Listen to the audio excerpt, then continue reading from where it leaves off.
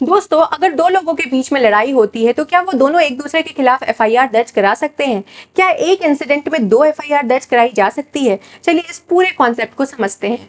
मान लीजिए mister A और बी पड़ोसी थे और इनके बीच में किसी बात को लेकर आर्ग्यूमेंट हुआ। आर्ग्यूमेंट इस कदर बढ़ा कि मिस्टर ए ने मिस्टर बी का सर फोड़ दिया और मिस्टर बी ने मिस्टर ए की टांगे तोड़ दी।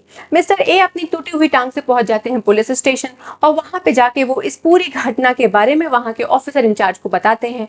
ऑफिसर इंचार्ज इस घटना की गंभीरता को समझते हुए इस सारी जानकारी को लिखित तौर पे लिखता है और मिस्टर बी के खिलाफ एक एफआईआर रजिस्टर कर देता है अंडर सेक्शन 154 सीआरपीसी, जो इस समय हो चुका है 173 भारतीय नागरिक सुरक्षा संहिता का।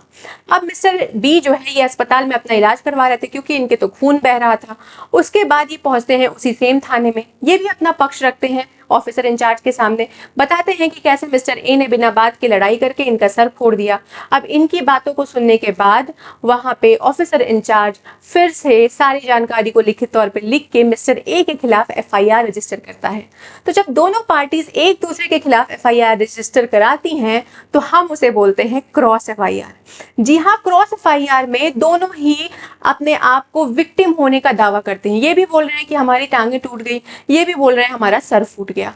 तो क्रॉस एफआईआर को समझने के लिए या पहचानने के लिए आपको देखना पड़ेगा क्राइम नंबर। जब एफआईआर रजिस्टर हो जाता है तो हमें मिलता है क्राइम नंबर।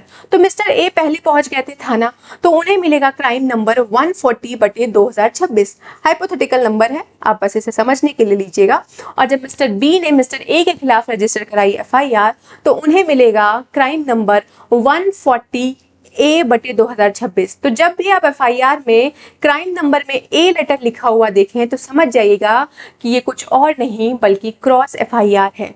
तो क्रॉस एफआईआर का सीधा मतलब बस इतना है कि जब सेम इंसिडेंट पे दोनों पार्टीज एक दूसरे के खिलाफ एफआईआर दर्ज कराती हैं तो हम उसे बोलते हैं क्रॉस एफआईआर। लेकिन कई बार लोग क्रॉस एफआईआर और काउंटर एफआईआर में कंफ्यूज हो जाते हैं। तो अगर आपको भी ऐसी कोई कंफ्यूजन है तो कमेंट बॉक्स में कमेंट जरूर करिएगा। जानकारी पसंद आई हो तो मेरे इस प्लेटफॉर्म को फॉलो जरूर करिएगा ताकि एफआईआर से रिलेटेड और भी जानकारियां मैं आप लोगों को दे सकूं। धन्यवाद, नमस्कार।